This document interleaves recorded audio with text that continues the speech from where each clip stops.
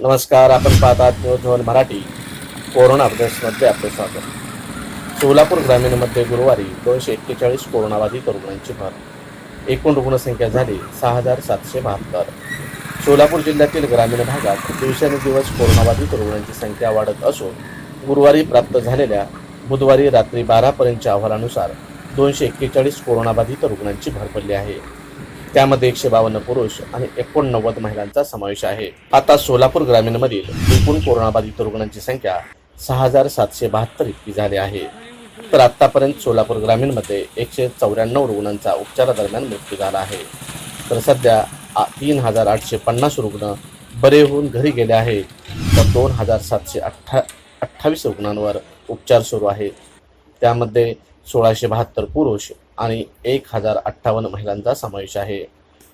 प्राप्त अहवालानुसार बार्शी तालुक्यात 38 रुग्णांची भर पडल्याने एकूण कोरोनाबाधित रुग्णांची संख्या बार्शी तालुक्यात 1,346 इतकी झाली आहे. प्राप्त अहवालानुसार बार्शी शहरामध्ये 24 कोरोनाबाधित रुग्ण आढळले आहेत.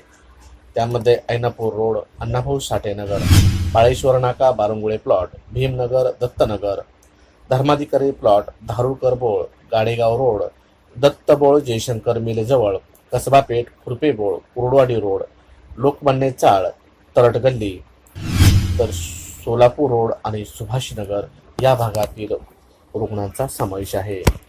तर बार्शी तालुक्यातील ग्रामीणमधील दडशिंगे 3, ढेमरेवाडी, श्रीपत पिंपरी, ताडसौंदरे, उंबरे आणि वैराग या ठिकाणी रुग्ण आढळून आले आहेत. बार्शी तालुक्यातील एकूण कोरोनाबाधित रुग्णांची संख्या 1,346 इतकी झाली आहे. तर आतापर्यंत 917 रुग्ण बरे होऊन घरी परतले आहेत. तर उपचारादरम्यान 60 जणांचा मृत्यू देखील झाला आहे. सध्या 369 रुग्णांवर उपचार सुरू आहेत.